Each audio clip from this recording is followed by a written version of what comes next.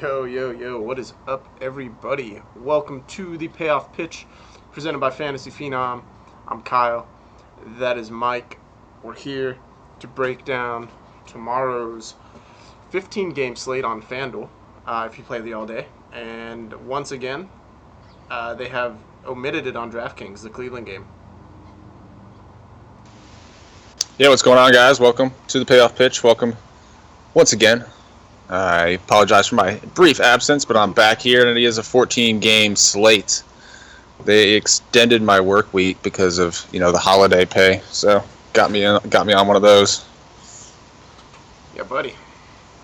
Gotta love it though. Extra money. Yeah, so we don't got this game, man. Yeah, I know. For whatever reason, Cleveland continues to play at 6 o'clock. I wish I knew why they continue to play these 6 o'clock games, but guess we just got to play the slate. Yeah, I guess someone in marketing or ticket sales somewhere has found out that it's working, so I got to do what you got to do, exactly. That Toronto game today, man. That was, 23 hits for Toronto? They had 17 runs. Russell Martin had damn near 50 fantasy points. I know. So check this out, dude. This is it was great. So I'm building my lines, right? And I'm looking for a catcher. There was no catchers that really stood out to me on this main slate. Alex Avila was one of them, right? But I was like, I had a game with the Toronto stack. I was like, nah, I'm just going to play Avila. Just going to play Avila, right? I had Russell Martin in that line. You know who else I had in that line? Tua? Nope. Whit Merrifield.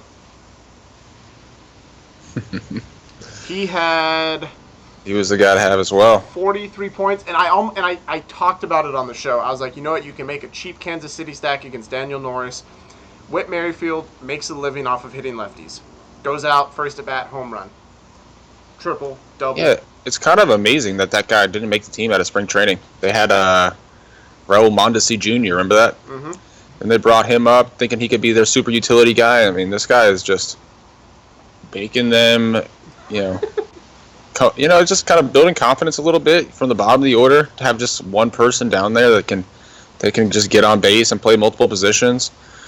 So yeah, shout out to Whit Merrifield, man. Never even thought I'd be saying that name. But it definitely was an exciting, day of baseball. Yeah. Catching up with it. Bryce Harper did his thing. Yeah. Shout out to Sydney, though, by the way, man. He is just absolutely killing the free roll tonight. So we talk about playing free contests to kind of hone in on your strategy, right? And so he was just playing the free rolls this week, and goes out, puts up 257 points and counting right now. Wow. Yeah, man. Shout out to Sydney. It's kind of cool too when you're in the free roll and you recognize everybody obviously from the River Group, and I don't know, it's fun taking it down. It's bragging rights, Yep. Not only helps you learn but it is bragging rights in a sense. So shout out to you, man. But yeah, the whole Bryce Harper situation, I mean, I don't know, I watched it a few times. It seems like, I don't know, I feel like Buster Posey should have stepped in. Nah. Did you get that vibe? No, not at all. I feel like the second I saw Bryce Harper going after my pitcher, I would have been. I mean, he was the last person out there. Nah, dude. Posey knew it was up. Strickland had. I think he could have stopped the whole situation, man. Nah, I don't blame Posey at all. He's like, you know what? That's your fight, dude. You chose to bean him. He's still mad. He's upset over 3 years ago. 100% Strickland's fault, man. He's a terrible pitcher. He's mad that Bryce has ownage on him. And, I mean, I see that, but I mean, the rest of the infield was out there. I mean, I don't know. I feel like when you see people charging the mound, I feel like when I've seen that in the past, like, you always see the catcher like come out and like try to do something. I mean, why would Posey get in? I'm not going to get in the way of Bryce. It's a natural reaction. I don't know. It was just weird that his natural reaction was to do absolutely nothing, where the whole team was like trying to go in and break it up. I don't know. I don't blame him at all, dude. Let Hunter fight his own fight on that one. I don't think anyone endorsed. It was just strange to me. I don't know. I thought when I watched it the first time, I was like, that's kind of strange that he wouldn't go out there at all. That's fair. All right, so Oakland, Cleveland. We'll talk about it briefly because you can only play it on the all day on FanDuel and it's not on DraftKings. So If you're going to attack Trevor Bauer, I think you do it with these lefty bats. Yonder Alonso, if he plays tomorrow. Chad Pinder continues to stay hot against righties, and Matt Joyce and Jed Lowry are the guys I look at from the Oakland side. If I'm attacking Sonny Gray, which I don't think I do tomorrow, you got to look at Lindor, Brantley, Santana, your usual suspects in the Cleveland lineup. Jose Ramirez had himself a nice game today as well. Yeah, I mean, obviously Sonny Gray came off his 2017 breakout performance a little bit. I guess you can call it that. Definitely turned some heads there, but in Cleveland, on the road, I don't know if I'm playing all day that I'm really looking much at this game at all. Maybe some cheap guys, like you said, off of Oakland, if you're trying to pay up at pitcher. Goes into like a value pool, but it's really the only thing I'm looking at much if you're playing all day. Yeah, I don't find myself on. I'm not going to play all day, so I'm not really paying attention to this game at all. All right, Arizona Pittsburgh. Robbie Ray on the mound for Arizona in a pitcher's park. Wait, hold on. Yeah. He's in Pittsburgh. Okay, yep, I was reading something wrong. Okay, yes, he's in a pitcher's park. I think you can play Robbie Ray tomorrow. His StatCast numbers have actually gotten better, Mike. His barreled ball percentage has gone down the past couple starts, so that's encouraging.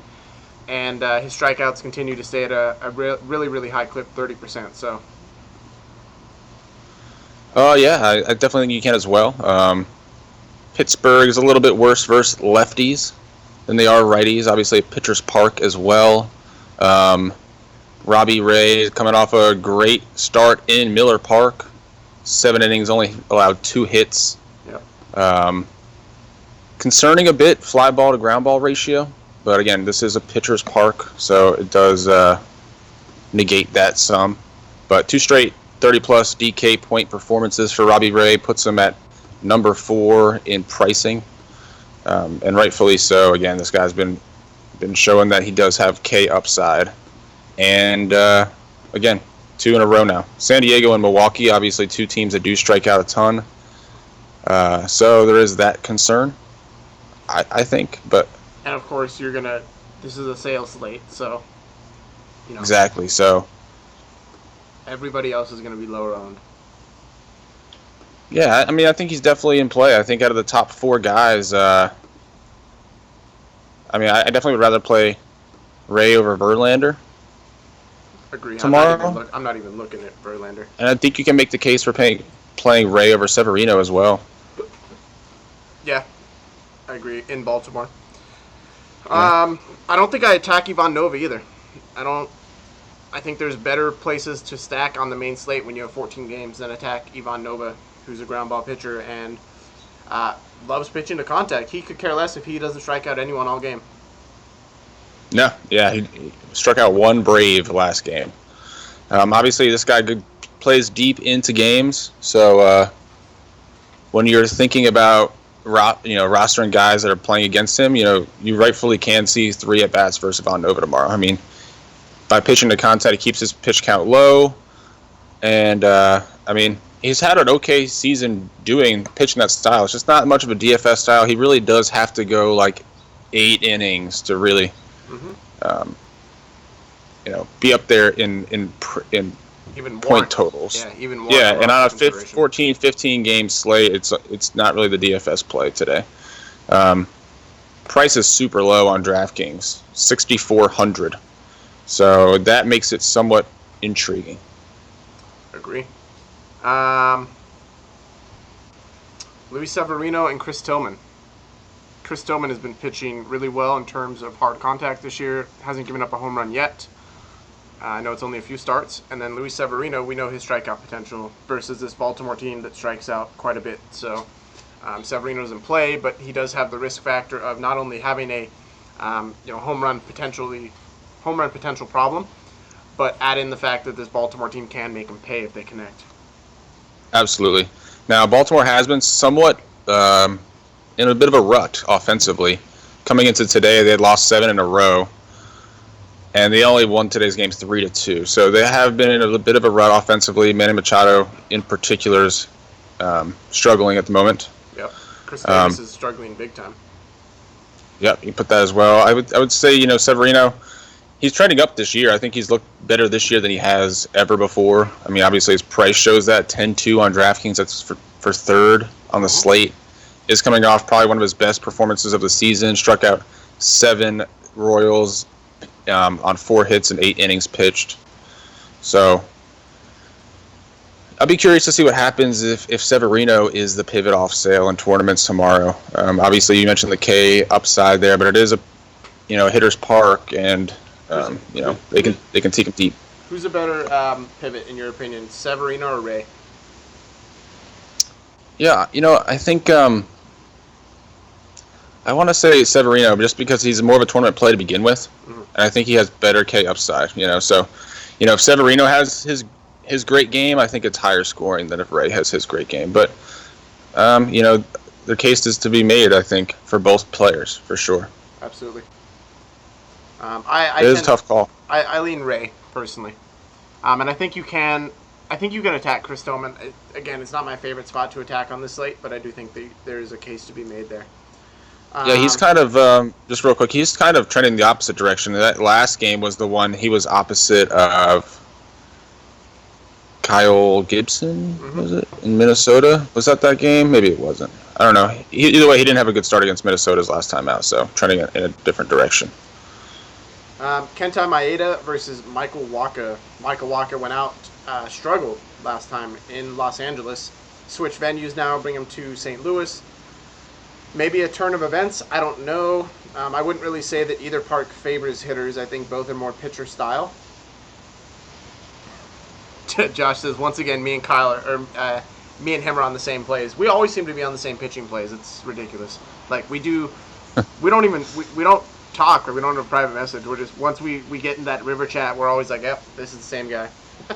Well, yeah, that's definitely a product. I mean, everyone's totally different DFS player, especially with baseball. There's so many different ways you can go, I think.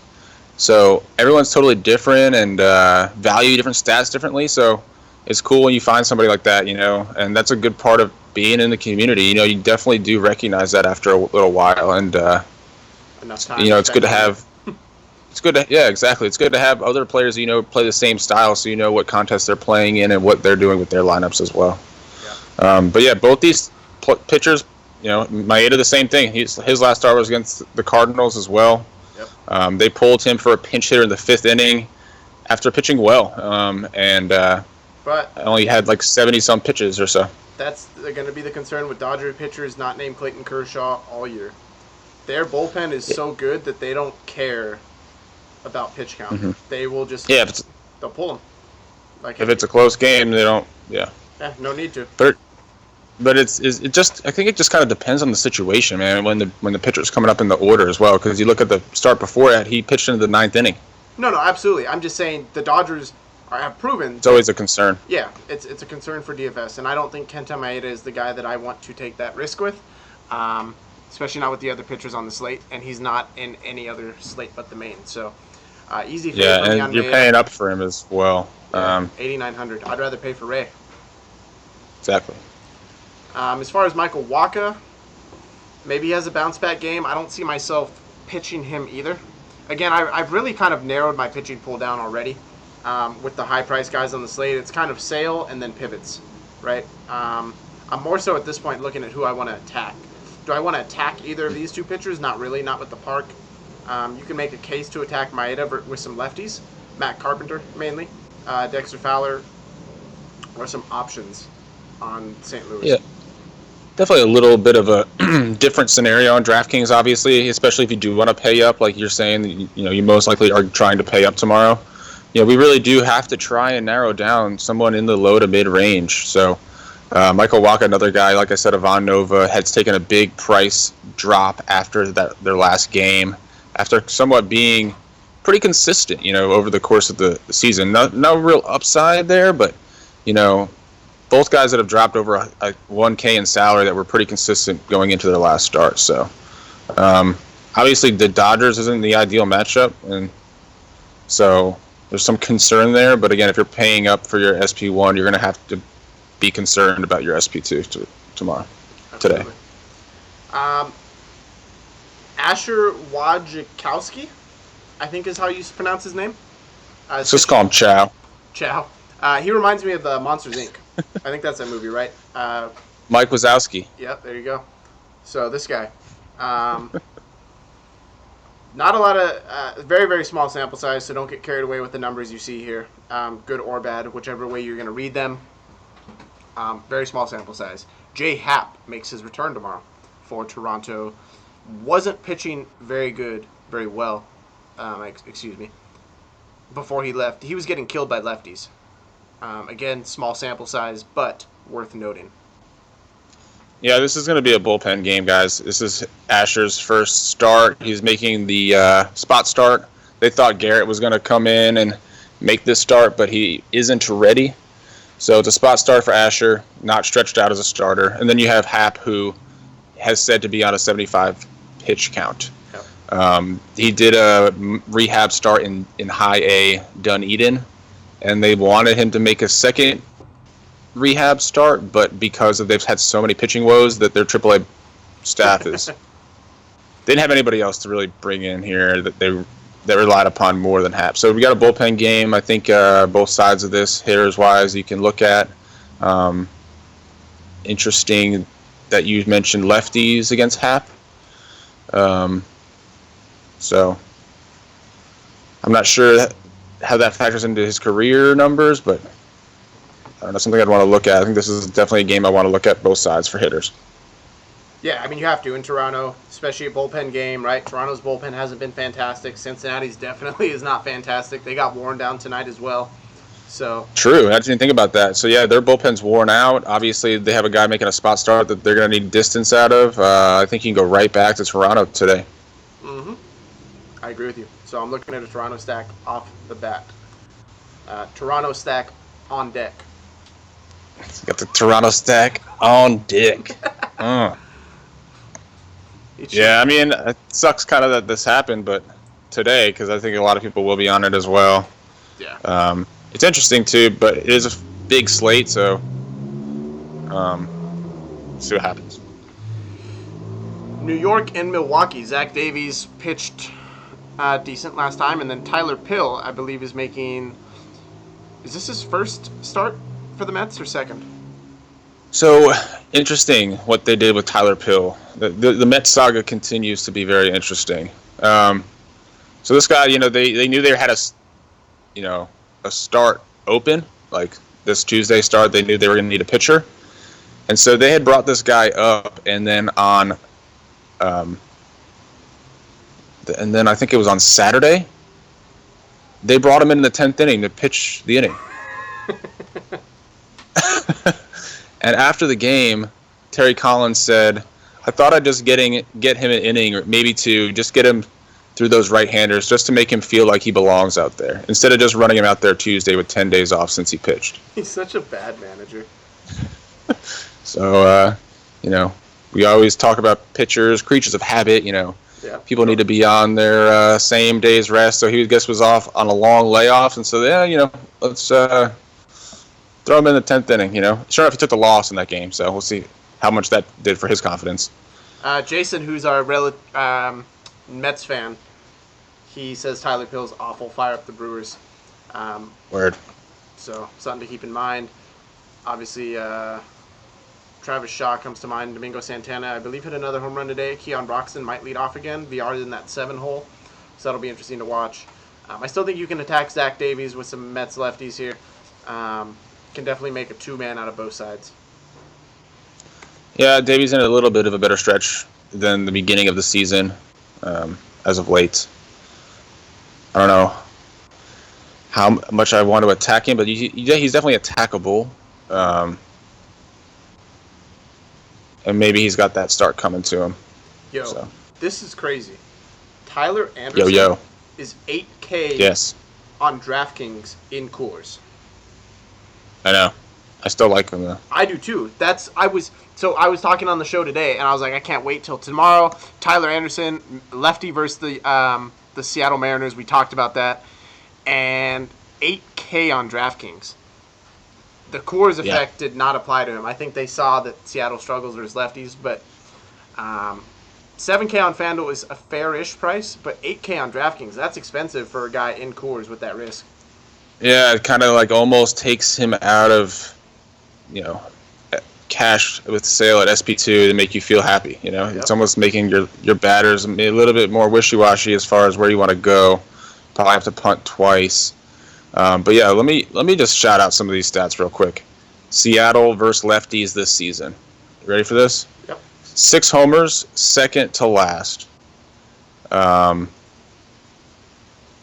They have an ISO that is dead last at .078. Mike, they have one guy on their entire team that has an ISO above 1 versus lefties, and that's Nelson Cruz. That's pretty bad. No, but it continues. Hold on. Their slugging percentage is also dead last at 291. Yep. Their OPS is also, second to last to the Padres at .594. And I mean, it just continues. You can look across the board. Woba second to last. Hard contact second to last. So, I mean, if they can't hit lefties, it doesn't matter what ballpark they're in. No, I agree. I'm looking at Tyler Anderson. I was really excited for his price, and I'm a little upset that he's so expensive for a Coors slate. But Arenado dropped in price down to 4,400. Trevor Story hit a home run today. If there's a side that Miranda struggles with, it's righties. Almost 2 home runs per game, or per 9 versus righties. 50% fly ball doesn't fare well in Coors. Yeah, Colorado strike out a little bit more versus lefties. I don't think Miranda's really in play, but he did just have a nice game against the Nats, and that's now 3, solid games in a row for Miranda. So I know it's something that the Mariners really need, but still another guy that has kind of shown some stuff as of late. So I don't know how much I want to pay up to attack him. I agree. I could see myself fading the batters in this game. It might be a typical low-scoring game in Coors. We're always due for some letdowns in Coors, and tomorrow might be one of them.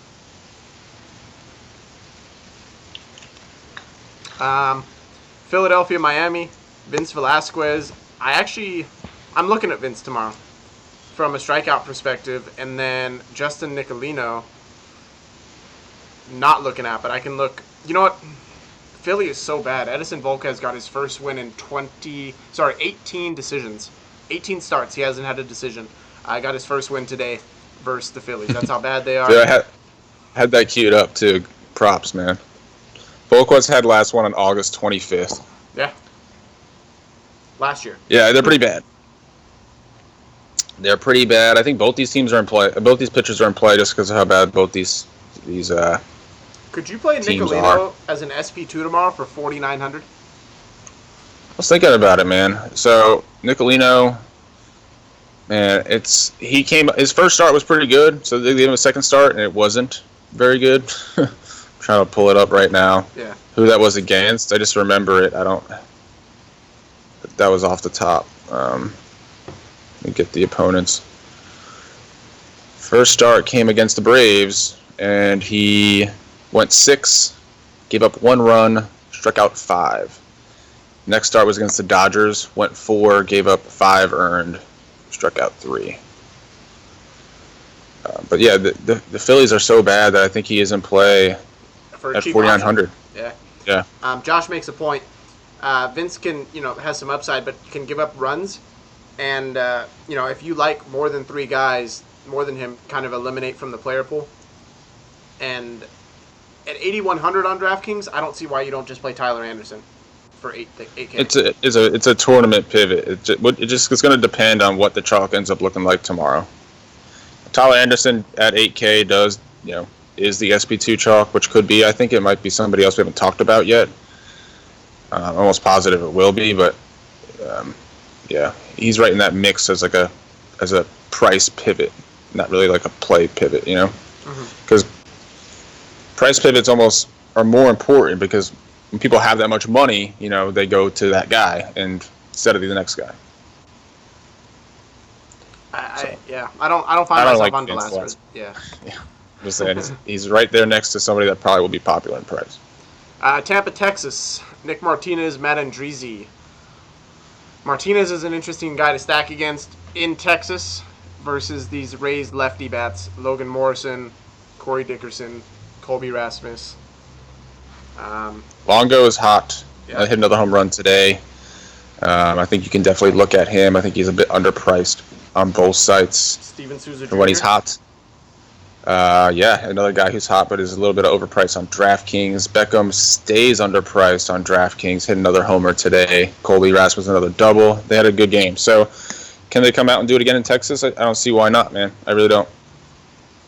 I agree. Against Nick Martinez, someone we can. And I didn't expect it today against Perez. Yeah, no, I think Martinez is someone. I was on Perez as a GPP play, so that kind of hurt, but. Same. I think Martinez is the guy we can attack. And Dreezy's another guy on DraftKings that's right in that same price range as the guys we talked about. Yeah, so I mean I'll just stay on Tyler Anderson. Mm-hmm. Right, I think you gotta eliminate. You can't have a player pool of pitchers that's 10 guys on a 15 game slate. You gotta eliminate. You're gonna play against yourself. Yeah, there's two guys in that price range that I like a lot. I saw a stat today watching the broadcast. The numbers with Shin Soo Choo if he gets when the Rangers lose, and his numbers when the Rangers win, and it's pretty impressive. I'm gonna have to find that and tweet it out because he's seeming like the X factor if you look at their numbers when they win and when they lose. Yeah. All right, so this is the guy I'm attacking tomorrow, Mike. I am already made up my mind. I'm playing Minnesota bats tomorrow, and you know what? I might have to go back to Jose Barrios. That, I think... Yeah, this guy I was telling you about is probably going to be chalk on DK. What's his price for... His price, for DK? $7,300. Yeah. Very, again, the opponent does scare me, but you look at his 3 starts this year, Baltimore, Colorado, and Cleveland. Yep.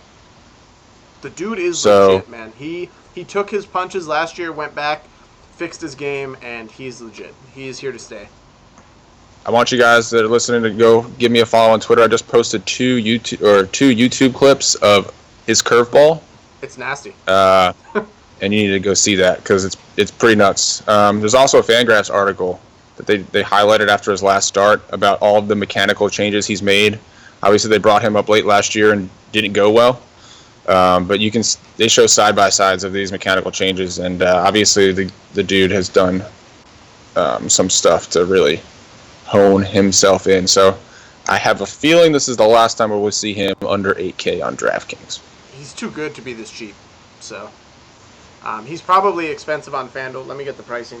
But he was $9,300 last time on FanDuel, which I was surprised at. I didn't think he would be the most expensive pitcher on that slate. Tomorrow, he is actually $8,600. His price dropped a little bit, so I'm on him. Yeah, I mean, Houston, obviously one of the best teams in baseball. Correa is one of the hottest hitters in baseball. Obviously, Altuve is having another good year, so it's not going to be a cakewalk for him. So I guess if you're playing tournaments and you want to double dip in a sense. Depends if he's chalk or not. I don't attack him if he's not chalk. Oh, yeah, exactly. If he's not chalk, there's no point to it. Yeah. So, but Kenny's Vargas, Miguel Sano, Mike Fiers gives up a ton of home runs. So Sano, Dozier, Kenny's Vargas. Mike. Yep. Mike the dumpster fire. And we get to Chris Sale, going back to Chicago for the first time. I think he's going to go out, have a really nice game. He disappointed last time. Be interested to see if the ownership's a little lower, but very familiar with this park. Chris Sale, he'll be in lineups tomorrow, no doubt. Yep. Again, I don't think we really need to touch much on this play. Chicago does strike out a ton. Very young, undisciplined team. Obviously has some power bats, but they also have a bunch of bats that hovering around the Mendoza line. So, I'm on some Chris Sale tomorrow, definitely. Quintana, not someone I necessarily want to attack. Yeah, I think you're going to see Quintana really under the radar tomorrow. Obviously, going against Chris Sale, and then coming off a really bad start in Arizona. Yeah, I don't think I attack him deep. Mookie Betts is always going to be a one-off leading off. I really like him leading off, by the way. Hanley Ramirez is another guy I look at. And then Devin Marrero is a cheap shortstop punt. You talk about having to punt two positions. Shortstop, catcher, and second base are usually those positions I like to punt. I think he's a good potential play. Definitely, man. I like that call. I just can't get behind Quintana this year. He just hasn't looked himself. No, I'm not pitching him for sure, but I don't know that I full out stack against him. You know what I mean? Exactly. Yep. Detroit and Kansas City, Justin Verlander, and as of right now, I'm seeing Eric Skoglund. That could change. Yeah, I don't know. Let's see. We'll look that up real quick. FanDuel has Miguel Almonte. MLB has Eric Skoglund. FanDuel is always wrong, so I'm trusting MLB. I have 3 hours ago from the Kansas City Star that he will make his major league debut on Tuesday. There you go. See, FanDuel's always wrong. There you go. Major league debut. So let's find some stats on this dude. By the way, I'm not playing Verlander. Dude he's getting blown up this year. Not worth the risk to me. Not enough upside for the risk. So yeah, we're both kind of on either Ray or Severino as the pivot, right? Agree. But I really don't think you need to go there. So 8 starts this season, 2-3 in AAA. This is his first time in AAA. Actually, it was this year. He actually started the season in AA, for what it's worth. Pitching to a 4.53 ERA with a 4.25 xFIP, ground ball percentage 45%, strikeout percentage 21.7. He is a righty? No, he's a lefty. Lefty. Yeah, I'm on some Detroit bats. I think you got to look at JD Martinez. He's going to continue to stay hot. Miguel Cabrera has good numbers in Kansas City. So the only concern I have, I don't think I go too deep on Detroit because, again, first-time pitchers, if a batter has seen a pitcher for the first time, I typically give the edge to the pitcher. Yeah, that's fair to say. Definitely. So. Yeah, I don't know much about this guy. I have to do some research to see if he's a top prospect or not. I don't think he has much minor league numbers. It seems like he's been only in the minors. He was in Single A in 2015, so third-round pick. Made some jumps quickly. Right. Atlanta, LA, we have the Bartolo Colon, and another guy who has not pitched this year in the majors is Parker Bidwell. I'm not sure he's ever pitched in the majors, but Alex Meyer is not going to be back tomorrow. FanDuel has him as back. Another guy. Huh. Let's see. So, is that... I'd still rather attack Bartolo Colon. I agree 100%. No, yeah, absolutely. But still, like, what do you do with this Angels team, man? I don't know. It's tough. It's tough to stack the Angels, man. It's tough to stack either of these teams. Mike Trout, I have him right here. He's not going to play tomorrow. He's on the DL. He's actually going to be out 4 to 6 weeks with that thumb injury. So that sucks. But it's actually the first time in his career on the DL. Really? Yep. Interesting. So if we're attacking Bartolo, Cameron Maybin, Albert Pujols is 2 home runs away from 600. Worth noting. Luis Valbuena. Cole Calhoun. I think there's a stack that can be made against Bartolo. Maldonado. I found this guy. Maldonado is a punt catcher. So I'm looking there. Yeah. While Mike finds him, I'll talk about Chicago. I can't find him, man. To be honest with you, you sure his name is Parker? I swear, I wouldn't lie to you. It's on MLB.com. Parker Bridwell. Aha. Oh, it's Bridwell, not Bidwell. Yeah.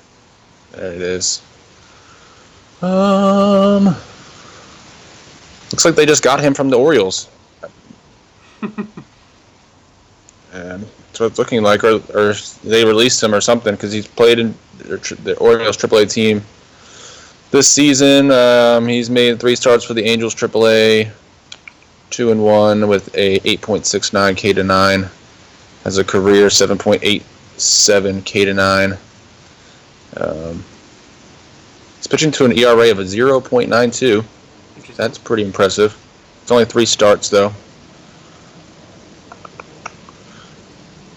Yeah, but it looks like he has a little bit of K upside, I think. Career K percentage of 20%. Against the Braves. Could be interesting. Okay. But 15 games slate, you know. I don't think I'd go there. Maybe on the late slate. Yeah, maybe. Chicago, San Diego, Dinelson Lamet. Cubs have been cold. Back. Cubs have been cold. This dude, if you guys watched him last game, you saw what I was talking about with that arm angle. And his slider is so nasty. He back. Yeah, man. I think we both pitched him and did well that day.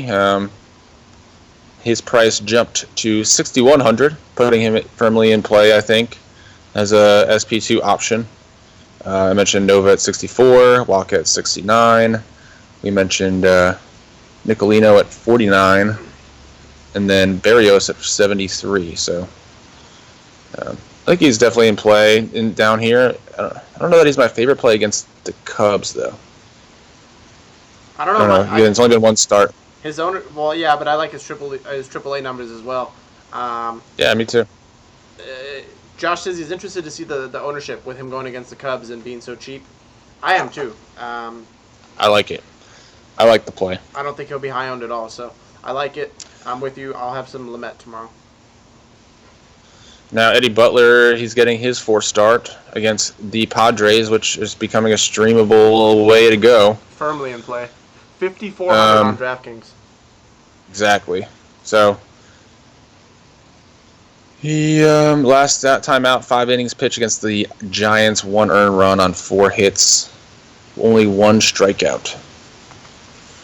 So, obviously, but it's the Padres. The San Diego, team is they do strike out a ton. So, who was it that had like 10 strikeouts? What was his name? That guy on the White Sox. Dylan Covey. Yeah, Dylan Covey.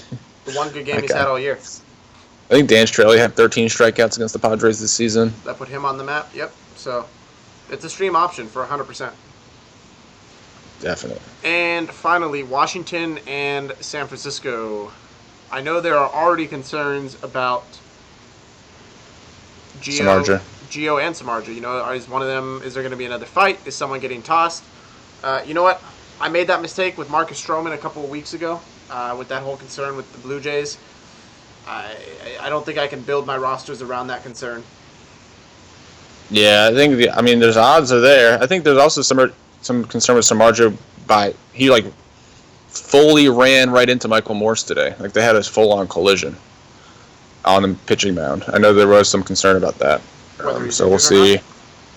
Whether that he's good to go, I don't know. I haven't really seen much to make of it. I just know they made Michael Morse is a big dude, and they made a pretty full-speed collision. Yeah. Getting into that pile today. So pitchers, they give a blister and they can't pitch for 3 weeks. So Shark's a big dude too, though. He was a tight end in college. No, I'm not saying that. I'm just saying, it's DFS. You're spending your money, so yeah, true. It's worth noting, I think. Just like the fact that there could be some retaliation is also worth noting because I think he's someone that could try to do so. I definitely think so. But I think the chances of it, affecting your lineup are not something that's worthy of, especially if you're only building one. Yeah. Now, I do think Gio's in play. Yeah, I do think so as well. These Giants team cannot hit, man. We're so bad. It's almost April. It's almost June. Still can't hit. They're so bad. At some point, a slump has to become reality, Yeah. I think they're attackable. On the flip, I think Jeff Samardzija is attackable, especially versus the lefty bats. Bryce obviously probably. Well, Bryce could be in the lineup tomorrow. He can appeal that suspension, so he very well could be in the lineup tomorrow. And then I sure hope so. And then Daniel Murphy, obviously an option. Matt Wieters, Ryan Zimmerman hit a home run today in SF. No reason he can't do that tomorrow. Yeah, it's hard to stack against these two pitchers or in this ballpark. I think Gio's in play, like you said, obviously 10 of Roark's 7 innings of shutout baseball, and he's not having a great year. I think Gio's having a much better year than Roark, so I think it could happen again. And 8,200, I think this places I'd rather go, though. I agree. But if you're looking to, when you break the slates down, I think Gio could be a good option on the late. Yeah, true that. I agree. All right, so let's do that little recap thing. Give me your top 3 pitchers to play tomorrow and your top 3 to attack. Okay. Yeah, sure. I think my top 3 pitchers are still Sale, Anderson, and Berrios. Anderson. I'm still undecided. Tyler Anderson. Oh, gotcha. Okay. I'm still undecided if you want. See, I just don't think you pivot off Sale. It's just even in tournaments, I think you make. I think you differentiate with. There is rain concern in that game. Okay, so I guess keep posted. Obviously, if you're playing DFS, you know all about weather and baseball. So, obviously keep yourself posted with that. But obviously, revenge game. Sale's been pitching lights out. He'll have the ownership, so he won't kill you. Yep. I think on DraftKings, you kind of, if you're playing tournaments, you find it to differentiate yourself with your SP2, and I think if Berrios is the guy, you go to Anderson, or you go down and you pay for a Lamet or a Nicolino or a Butler. You know what? Maybe you get some better lineups in. Josh made an interesting point the other day. Again, I'm not a DraftKings player, so I took it at face value, but he said that he doesn't really worry about ownership from a pitcher standpoint because there's so many bats that you can differentiate yourself with. It's very true, but at the same time, if both of the chalk pitchers, go down in a GPP mindset, you're going to get propelled to the top.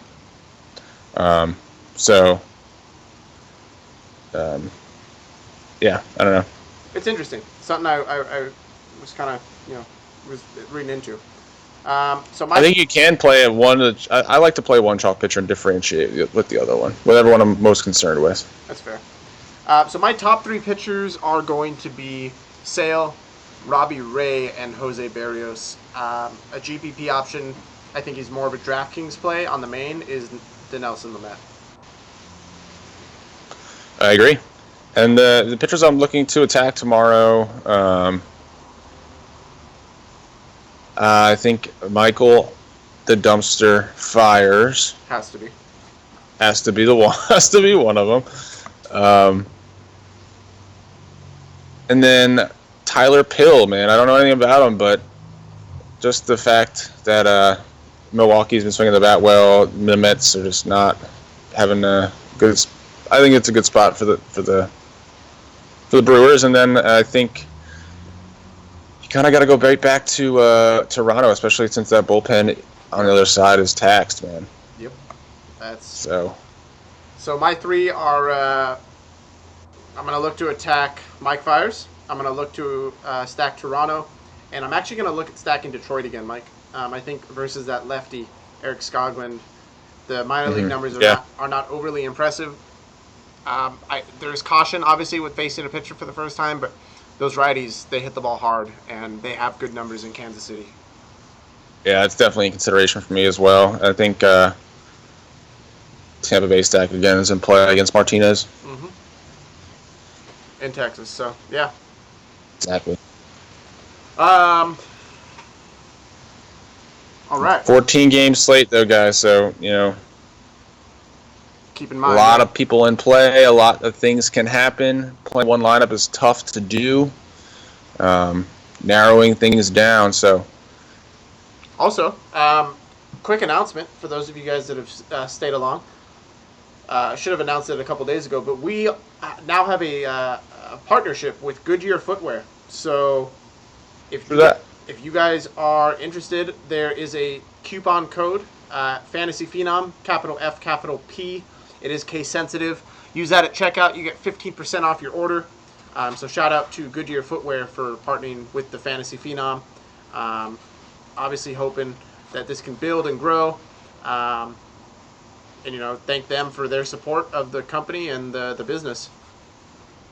Yeah, again, if you guys want to support us, not only just If you're listening, rate, review, and subscribe to the podcast or subscribe to the YouTube page. But, check out this Goodyear footwear, man. They very affordable. They have shoes, a bunch of different types of shoes. Like they have like work boots, casual shoes, and performance shoes as well. But it's all really cheap stuff, and then you get like 15% off as well with the discount code. So it's an awesome deal. Yep. You guys know that Goodyear just sponsored the Cavs as well, so excited to be in the same name as that. So just a lot of good things going. So yeah, I agree. It's pretty cool. Dexter says they're dad shoes. Well, Mike has dad jokes, so they fit him. Exactly. I love me some dad shoes. I love me some Chanel, man. You got some cool stuff. No, for real. So